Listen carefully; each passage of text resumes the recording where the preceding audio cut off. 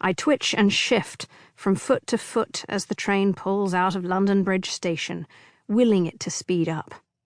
I am almost there.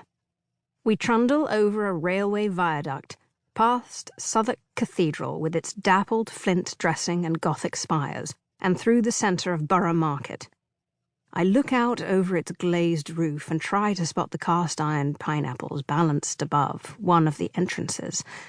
Then the sky opens up, and I am above the river on Cannon Street Bridge, water flowing towards me from the west and away from me to the east. I scan the river on both sides, peering through the bodies, over newspapers and around rucksacks to check the tide.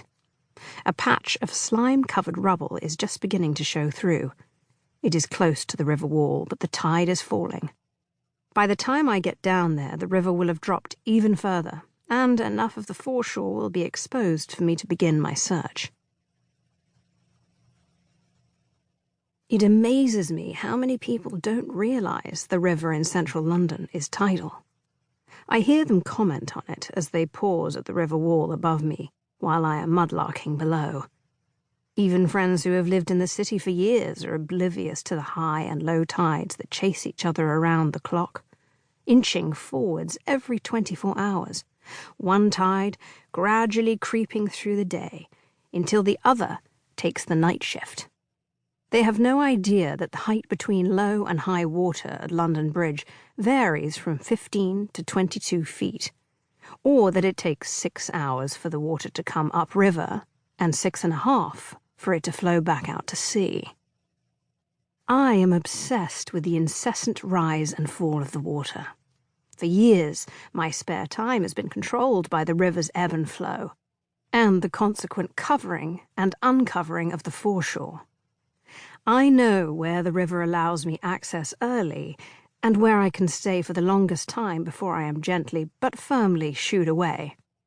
I have learnt to read the water and catch it as it turns, to recognise the almost imperceptible moment when it stops flowing seawards and the currents churn together briefly as the balance tips and the river is once more pulled inland, the anticipation of the receding water replaced by a sense of loss, like saying goodbye to an old friend after a long-awaited visit. Tide tables commit the river's movements to paper, predict its future, and record its past.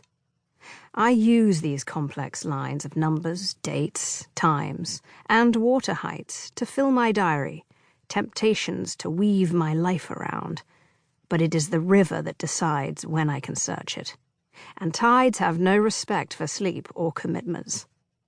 I have carefully arranged meetings and appointments according to the tides, and conspired to meet friends near the river so that I can steal down to the foreshore before the water comes in and after it's flowed out. I've kept people waiting, bringing a trail of mud and apologies in my wake, missed the start of many films and even left some early to catch the last few inches of foreshore. I have lied, cajoled, and manipulated to get time by the river. It comes knocking at all hours, and I obey, forcing myself out of a warm bed, pulling on layers of clothes, and padding quietly down the stairs, trying not to wake the sleeping house. When I first started looking at tide tables, they confused me. I'm not a natural mathematician, and numbers just bewilder me, so a page filled with lines and columns of them sent me into a flat spin. But I've been studying them for so long now that they've become second nature. A quick glance, and I can see which tides are good and when it's worth visiting the river. The most important thing is to choose the correct tide table for the stretch you are planning to visit. There can be a difference of around 5 hours between low tide at Richmond and low tide at Southend, since the tide falls earlier in the estuary than it does at the tidal head. Even the length of the low tide varies depending on where you are. While the rise and fall of the tides in the open sea are of almost equal duration, 25 bends in the tidal Thames and the dragging effect of the riverbed and its banks shorten the river's flood tide and lengthen its ebb tide. This means that the river stays at low tide for longer at Hammersmith than it does.